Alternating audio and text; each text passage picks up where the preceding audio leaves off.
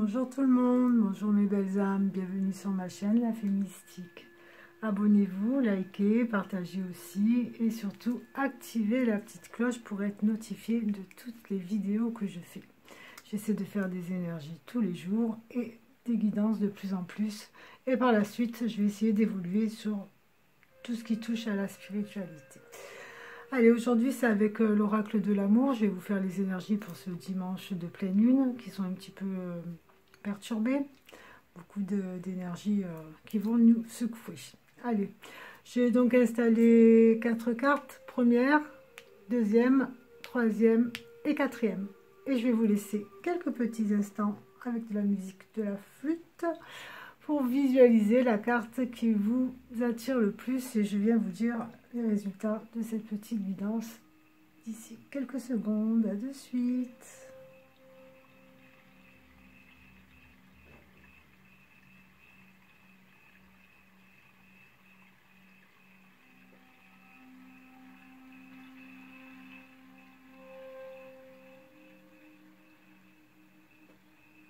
Allez, me voici de retour. Je ne vais pas vous faire attendre trop longtemps. Allez, première carte. Première carte. Chiffre 1. Rencontre. Donc, chiffre 1, un commencement. Quelque chose de nouveau. Deux oiseaux sur un banc qui se rencontrent. Donc, une rencontre avec une nouvelle personne. Quelqu'un que vous ne connaissez pas. Donc là, on vous dit que ça va se passer ou c'est en train de se passer.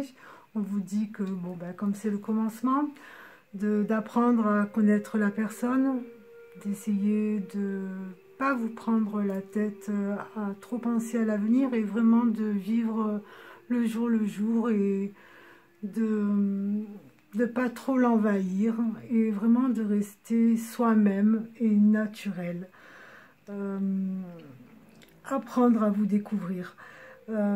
C'est vrai que ça va vous susciter de la réserve, des fois de la joie et des doutes, et ce qui est légitime lorsqu'on commence à faire connaissance. Mais c'est une carte de bon présage. Et moi, je pourrais vous dire que souvent, quand on rencontre quelqu'un, déjà, surtout si la personne nous plaît beaucoup, on a tendance souvent à se projeter trop loin, à se poser trop de questions et à s'étouffer mutuellement, chose qu'il ne faut pas faire.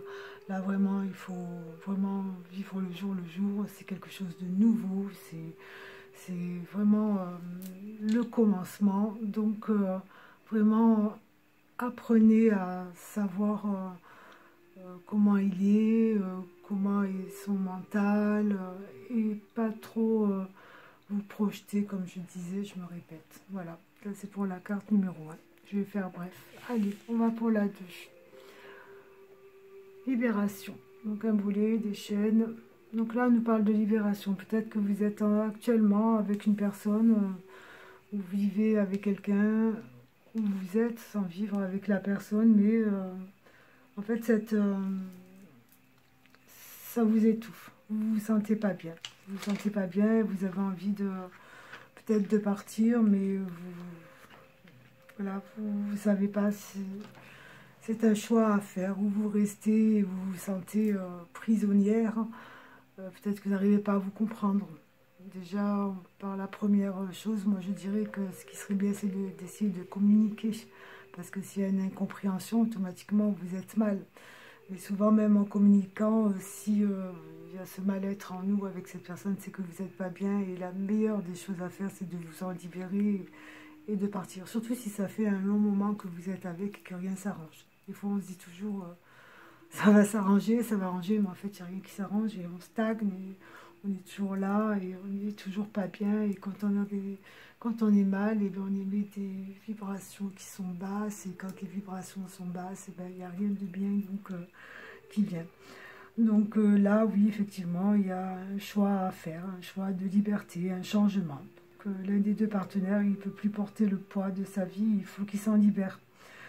Donc là, il faut vraiment essayer de se dégager de tout ce qui ne correspond plus à ses attentes et de s'en libérer. Voilà ce que cette énergie pour cette carte veut dire. Allez, on va passer à la troisième carte. Oh, tout mignon. De petites peluches enlacées, de petits nounours tendresse. Là, c'est une carte plus positive. On vous dit que justement, vous êtes avec quelqu'un, vous vous sentez bien, vous vous dorlotez, vous êtes complice. Voilà, il n'y a pas de nuages pour le moment, on va dire, parce que des crises, tout le monde en passe, hein, dans le ciel. Donc, ces deux petits oursins, ils sont tendrement enlacés et contemplent tranquillement l'horizon sans fin. On vous dit avec cette carte aussi que vous pouvez peut-être vous projeter un petit peu plus dans l'avenir et faire des choix sur certaines choses que vous voudriez faire ensemble. Donc là, on parle d'une grande tendresse qui est réciproque et qui rend l'ambiance plus douce et favorable à la circulation de l'énergie d'amour qu'il y a tout autour d'eux. Donc c'est une relation que vous vivez avec des sentiments. Il y a de l'attention l'un envers l'autre, avec une force, une grande force qui est essentielle dans la vie. La tendresse, c'est une facette qui est indispensable. Que la personne avec qui vous êtes fait attention à vous, vous cajole, et vice-versa, que vous êtes avec cette personne, que vous faites attention à elle. Ben là, avec cette énergie pour aujourd'hui, si vous avez choisi cette carte, on dit que vous y êtes. Et que si ce n'est pas vraiment le cas, ben, il faut faire en sorte d'être dans ce sentiment de tendresse, que vous pouvez y arriver, que vous allez y arriver justement. Il ne faut pas lâcher, c'est une carte qui est très très très positive.